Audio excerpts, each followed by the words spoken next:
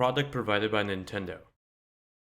The Nintendo Switch is finally upon us, promising to combine console gaming with portability, but is Nintendo's new take on console gaming the future, or just another gimmick trying to bring back lost Nintendo fans that were lost years ago? Let's find out. The Nintendo Switch runs you $300 MSRP, and for that cost you get yourself a system, which is the tablet device, 2 Joy-Con controllers that slide onto the sides of the Nintendo Switch, 2 Joy-Con grips that give you a better or extra comfort with the Joy-Con controllers, a unified Joy-Con grip that lets you use 2 Joy-Cons as one single controller, a dock that lets you charge the system and output video from the Switch to a TV, and lastly the HDMI and power cable for the dock.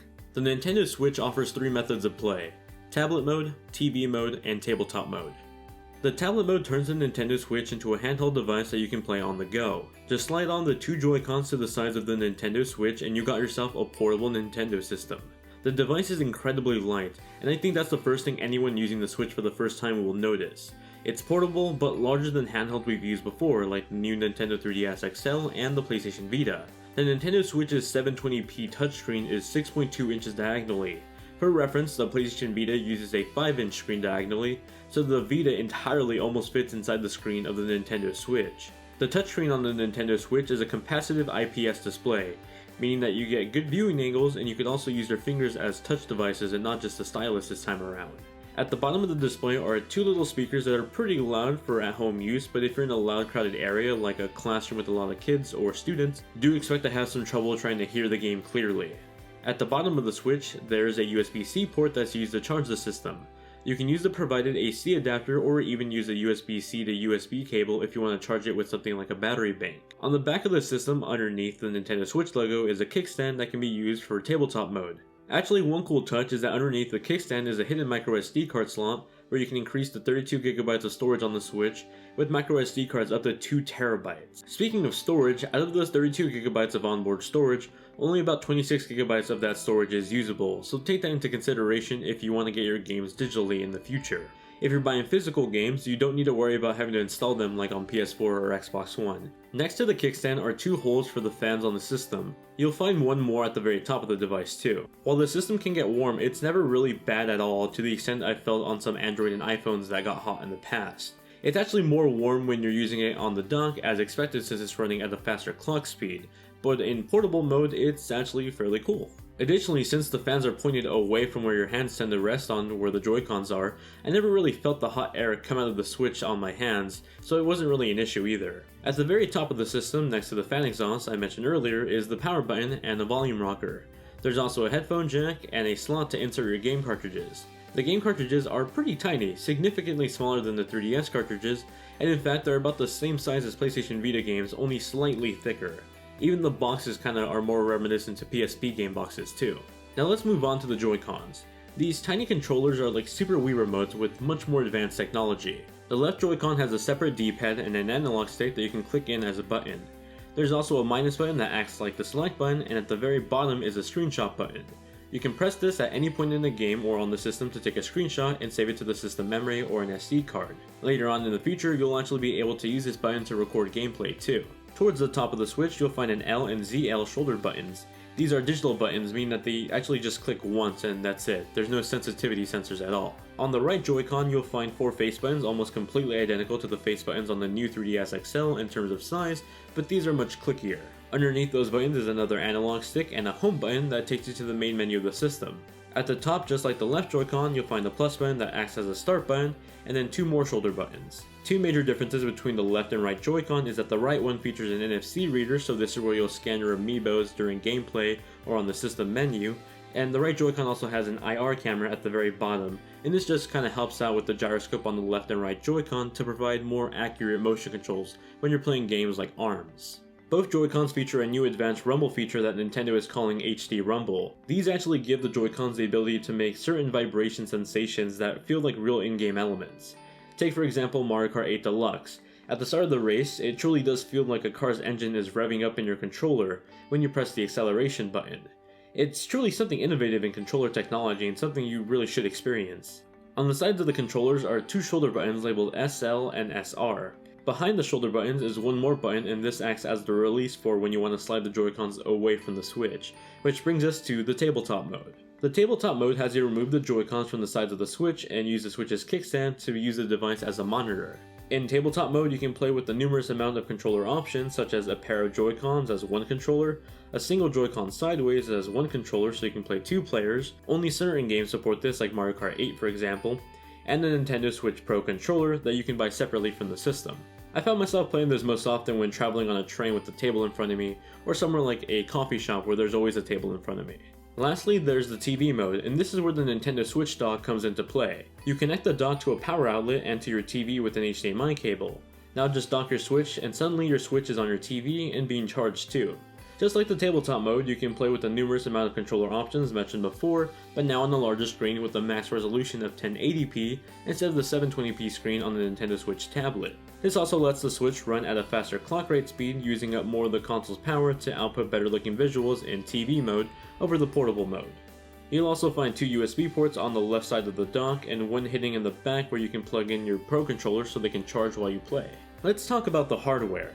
While some of Nintendo's previous console endeavors have felt more like toys than actual game consoles, the Nintendo Switch feels different.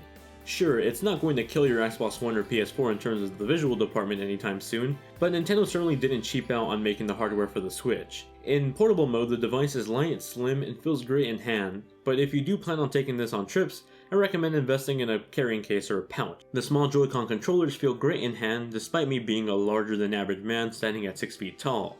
However, one issue I did find with one of the Joy-Cons, more specifically the left one, is that it'll randomly desync with a 2-second delay when I play with the Joy-Cons along with the TV mode. Over the about 35 hours I clocked into the Legend of Zelda Breath of the Wild, I experienced this issue about 3 times, and it did resync at times by itself, or I would have to reconnect the Joy-Cons to the tablet and then remove them from the tablet once again. Hopefully Nintendo addresses this issue with the patch or a system update in the future, but it's definitely something to take note of if you plan on using only the Joy-Cons as your main controller.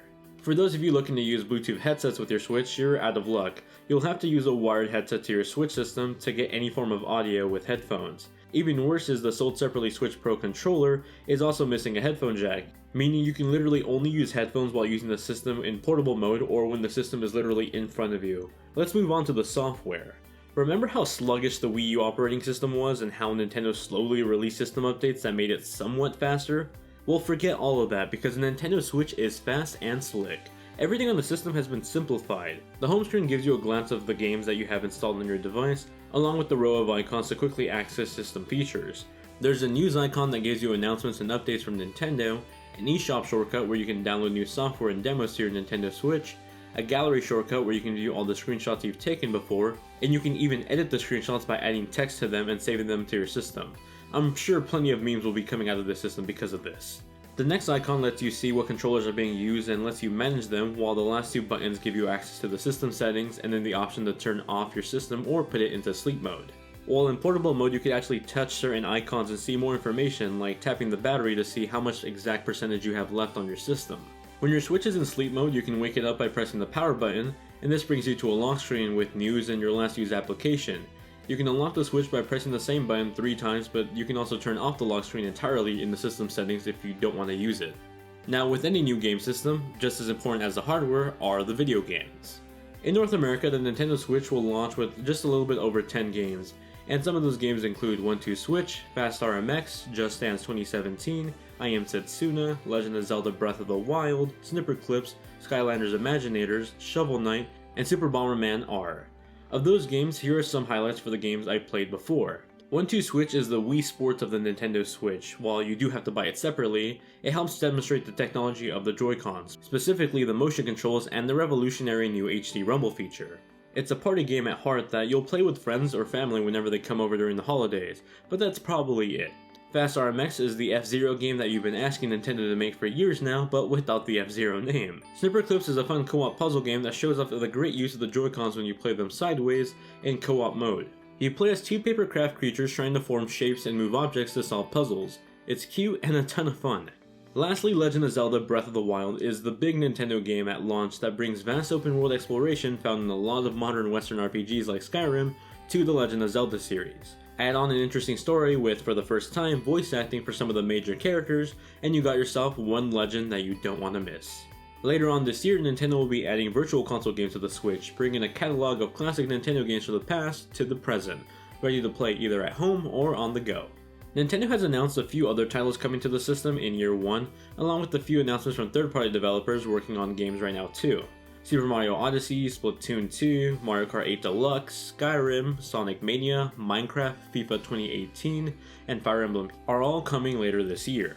While there might be some genres missing for a few fans, the Nintendo Switch does definitely look like it has one of the best first years of any game system in years. Definitely something new to say about a Nintendo system. Now there's no doubt that the Nintendo Switch is a really cool piece of hardware. Being able to play a new open world Legend of Zelda game on the big screen and then just take it on the go and play it on your commute to school or at work is just magical. Just a few years ago we were playing 3D remakes of N64 Zelda games on the go, and now we have the whole console in our pocket. The battery on the tablet is pretty low, ranging from 3 to 6 hours depending on the games you're playing. Playing something like Sonic Mania for example, your system might last somewhere around 5 hours, but playing something like Legend of Zelda Breath of the Wild that's more taxing on the system, you're looking at more about 2.5 hours. The battery life may seem low for most, but when compared to something like the 3DS and the Vita, it's in the same ballpark with much more power in terms of graphical fidelity and CPU power. Using a USB-C port on the Switch, I would have wished that Nintendo would have added some sort of quick charging option to the system, because taking 2 to 3 hours just to charge it from 0 to 100% is as painful as it sounds. Functionality and multimedia wise, there isn't much here to do besides playing video games. If games is all you care about, then you'll be fine, but in an era where everything has a Netflix option, a YouTube option, or a web browser, or some basic social media features, the Switch doesn't really have anything at the moment. Media apps like Netflix are planned for the future, but for the time being, you're literally just buying a Switch to play games on it, and that's about it. When I say that the Switch is all about games at launch, I really mean it. It's literally only able to play video games. With that said, the variety of games in year 1 does look promising, with a good pipeline of games from first party and even third party developers. Now for the online, your digital software is now tied to your account, not your system itself. However, unlike the PS4 or the Xbox One, you won't be able to share digital titles on the Switch. For example, I can't buy Splatoon 2 on my Player One Nintendo account on my Nintendo Switch, and then go over to my sister's Nintendo Switch, log into my account, log out of my account on my old Switch, and then re-download Splatoon 2, even though I'm logged out on my other Switch. It's just not happening. So, should you buy a Nintendo Switch at launch? If all you care about are the video games, then Nintendo Switch is looking to be one of Nintendo's best consoles in years. Not only with great first-party support right off the bat, but even third-party support from indies and bigger companies that you never expect to see on the Nintendo system. Skyrim from Bethesda and a new FIFA 2018 game from EA, for example. Combine this variety of games with being able to play them on the go or at home on the TV, and you got yourself a great dedicated gaming device, whether you're on commute or at home. However, there's still a lot missing for the Nintendo Switch. I can't stream any video content onto my new portable tablet yet, I have to wait for Virtual Console games to come out later this year, and despite having a much new and universal USB charging port, the Switch doesn't support quick charging of any kind, despite the battery life being one of the most common complaints for the Nintendo Switch with new customers.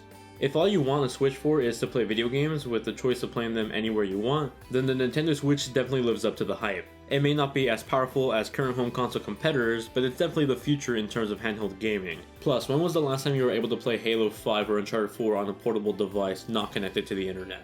Now on the other hand, if you want a much more fully fledged product that does more than just play Zelda and Fast RMX at launch, you're better off waiting for some new releases including some system updates later on this year. The Nintendo Switch is a fun and innovative experience at launch that through some system updates later this year will become a much more fully fledged entertainment machine, not just a portable gaming device that you can plug into a TV.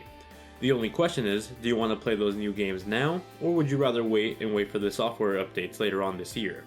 You tell me. Thank you all very much for watching this review. If you enjoyed it, let me know by hitting that like button, and if you have any questions about the Nintendo Switch, feel free to ask me in the comment section below. I do plan on reviewing some Nintendo Switch launch titles, but if you have any personal requests in terms of certain games you want me to review, let me know in the comment section below, or better yet on Twitter, and that's linked in the description down below. Thank you all once again for watching the video, and be sure to subscribe if you haven't already because we'll be releasing a ton of more Nintendo Switch content later this week. See you all in the next one.